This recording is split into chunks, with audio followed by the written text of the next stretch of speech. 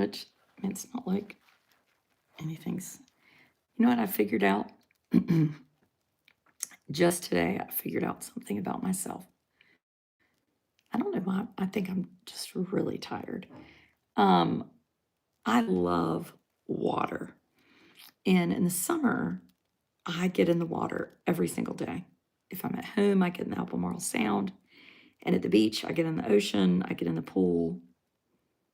I probably get in the water 5 times a day. It's like a thing with me. And I kind of think it's like everybody. But earlier this summer, I was in Texas with some friends and for work. And I was like, when are we going to get in the water? It's so hot. And they're like, my friend Kate was like, I mean, what's your obsession with water? I was like, I don't know. It's so hot. I mean, how do people not have water access? Like, this is kind of a big deal. Well, I realized something. I gravitate towards water. It's like it grounds me or just relaxes me. So at night, even last night, it was a hurricane. I went out and got in the pool. I took my flashlight and read. And I was like, it's kind of cold. It was not ideal, but I was like, boy, I don't have a bathtub at the beach. So tonight I'm home. I could go get in the sound, but it's dark. I don't want like an alligator or something to get me. And I was like, I'm going to get in the bathtub. And it just, anyway, it really kind of came together of, wow, I really depend on water. And so does Amos. So I just put a post up on Instagram and Facebook. We had open house today. We live in Eastern North Carolina. Amos has been in public school since his 3rd birthday. So this is actually his, I think, if you count the year he turned 3,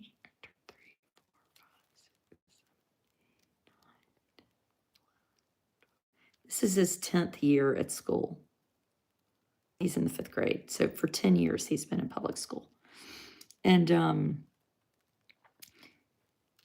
so grateful for our school system. And I mean, when he went at 3, my other children, I had 3 typical children, and they all went to preschool, down the street at the Baptist church, and Amos went to public school.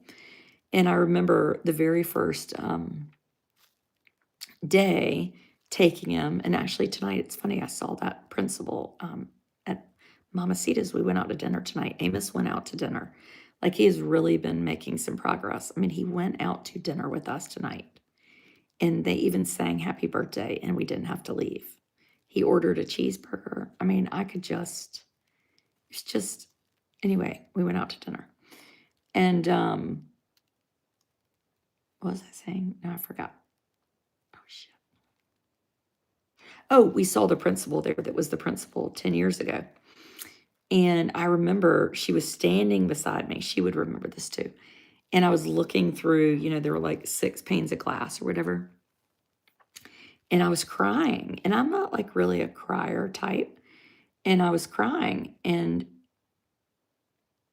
I said, boy, it's just really, this was, pretty early in our journey. He didn't have a diagnosis yet. We just knew he had special needs. We didn't know what. We just knew there was something.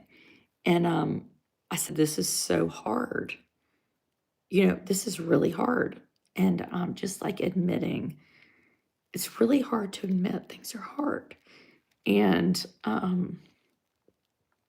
even it's really hard.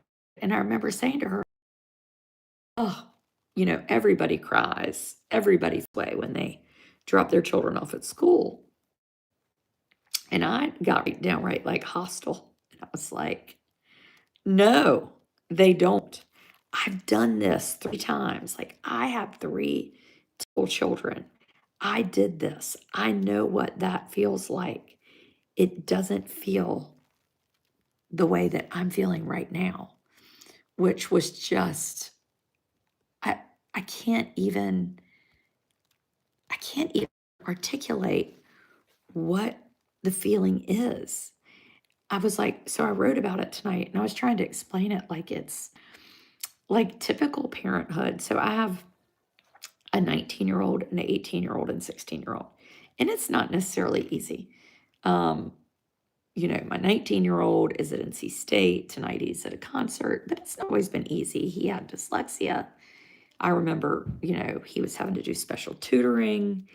He didn't get into the college he wanted. He didn't always make a team several times, didn't make the teams he wanted, or didn't, it was tough. My next son is, I have a 16-year-old, which a 16-year-old is just, a 16-year-old, right? That's a whole nother thing.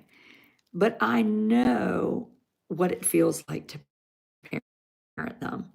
And I can say, like, yeah, you'll get through this. And the only thing I can think of is parenting a typical child is like seeing the rainbow and saying, well, at the end of the rainbow, what is there? There's a pot of gold. There's a pot of gold. So we're going to follow the rainbow and we're going to get to the pot of gold, right?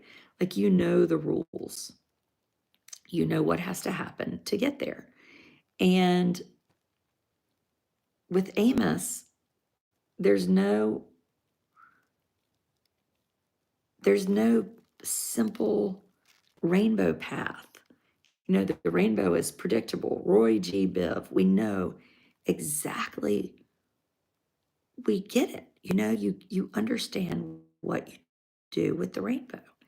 And now we have, this child, and it's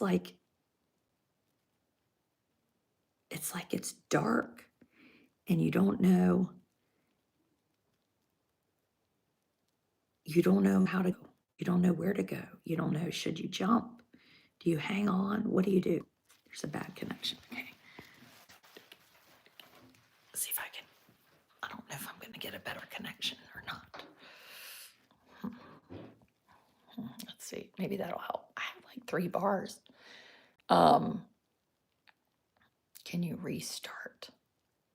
Oh, schmuck. Okay. I'm going to restart. Okay. I'll be right back. Oh, maybe if other people go out and come back in, does that work?